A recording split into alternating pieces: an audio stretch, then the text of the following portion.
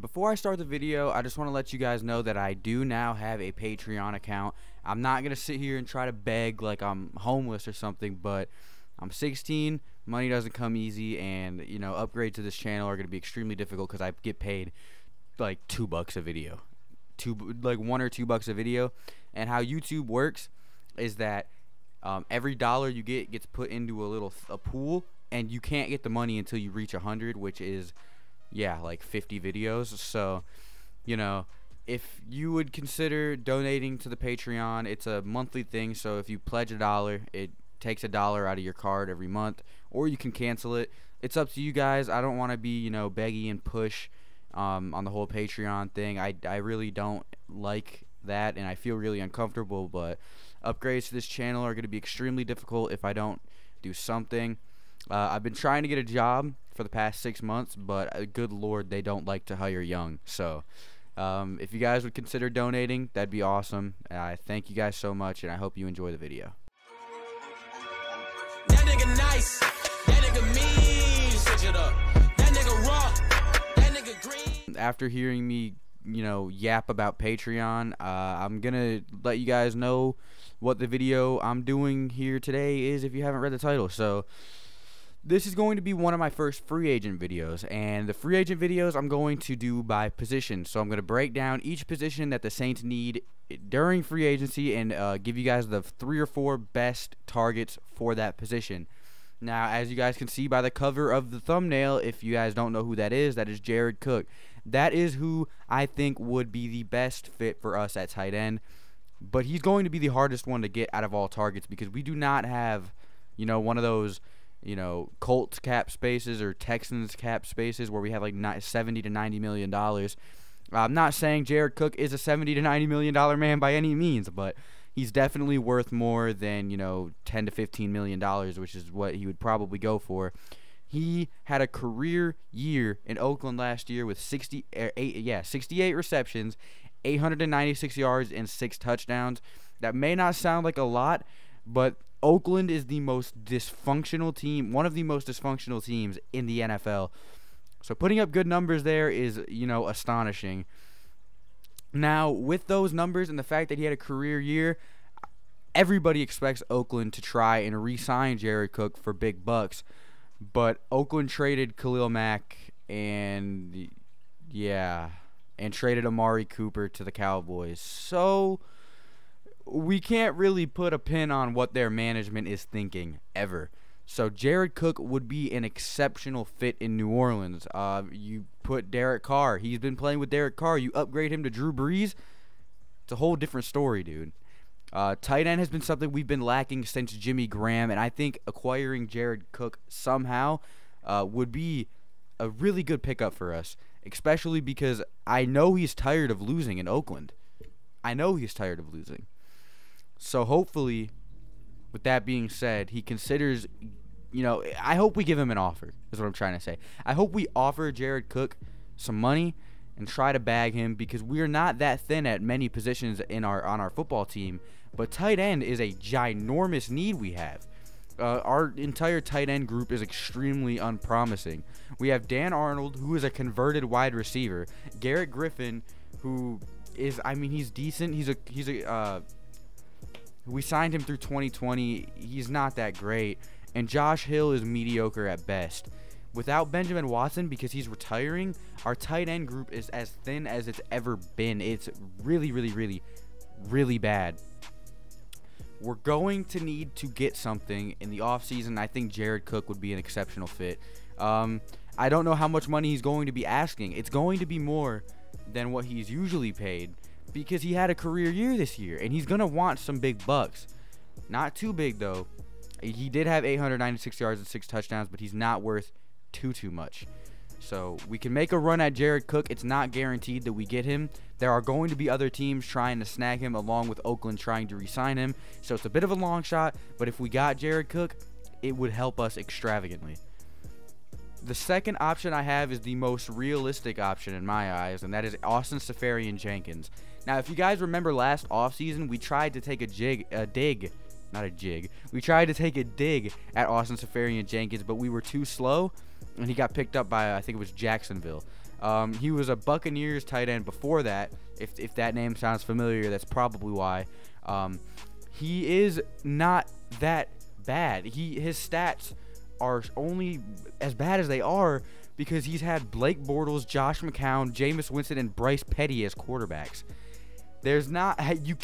You cannot knock him for that. You cannot knock him for being unproductive when his quarterbacks are disgusting. I feel like he has a lot of promise. He's only 26 and will be a lot better with Drew Brees than Blake, Josh, Bryce, and Jameis.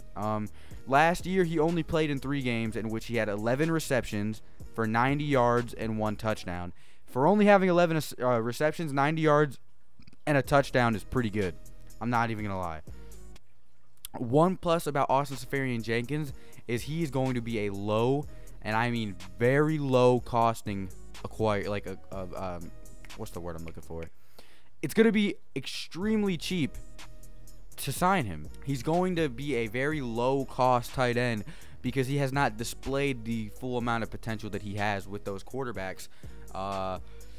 He tweeted on Twitter that he said, "Thank you, Jacksonville, for the time and everything. Thank you guys for all that." The fans thanking them and that saying that him and Jacksonville just weren't a good match. But Jacksonville went out and stated that they have not made the decision on if he is being, let go or not. They have not decided if they're letting him walk. So him prematurely tweeting that just shows that he has a lot of disbelief with the franchise he's playing for. The Jacksonville Jaguars actually have all the way until February 19th to make a decision on if they're going to re-sign or let him go. But he signed a 2-year deal the year before this year, and only 1 year was guaranteed. The second was a team option, so that's why Jacksonville's making the decision here. It's expected that he's going to be let go, and in 100% honesty, I see us signing Austin Seferian-Jenkins over anyone else on this list because he's very low cost, but he has a high ceiling. It's a low risk, high reward situation. If Austin Seferian-Jenkins pans out to be even halfway decent, we will have won, signing him. Number 3 is what the delusional Saints fans and the retarded NFL fans have been saying, and that is Jimmy G. Graham. It's not happening. I'm letting you guys know this right now. He's expected to re-sign with the Green Bay Packers, so it's already basically completely out of the door. There's no way we're getting Jimmy Graham. I only put him on this list because a lot of people still think that there's a chance that we get Jimmy Graham.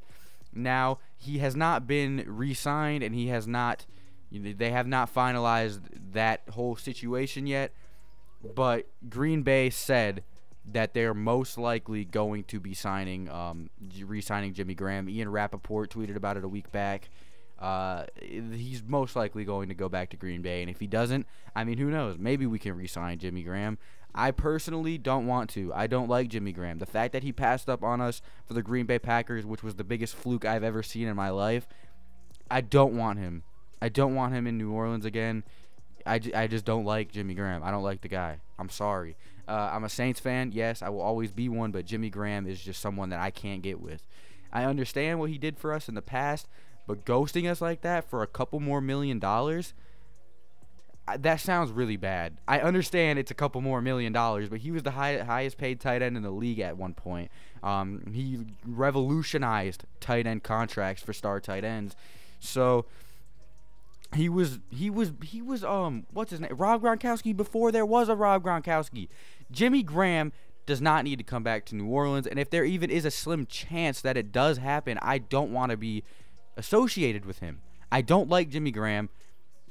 And it's not even that I'm making it sound like we're not getting him because I don't like him.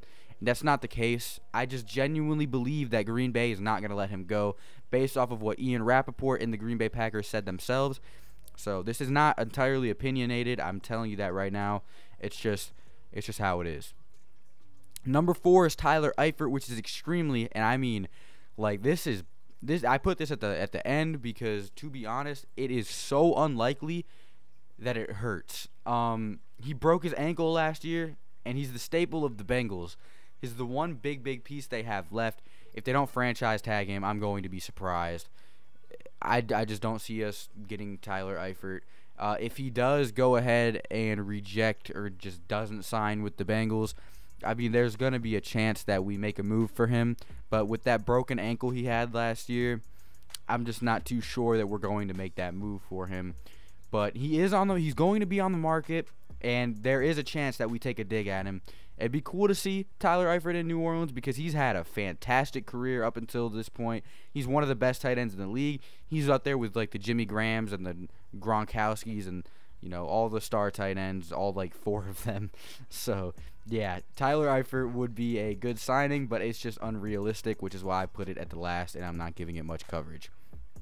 So, that's my list. Number 1, Jared Cook. That'd be my favorite signing and the most beneficial to us. Number 2, Seferian-Jenkins for the high reward, low risk situation that he has, and Jimmy Graham.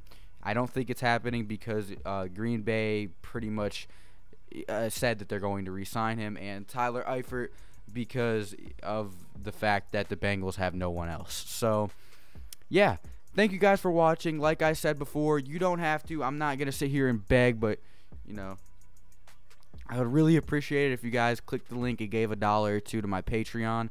It'll mean the world to me. I mean, that's all I really got to say. I'm only going to mention it every like 2 or 3 videos, or, you know, in between those. I'm not going to put it in every one of my videos, but there will be videos where you hear about my Patreon, and I'm sorry if you're not about that.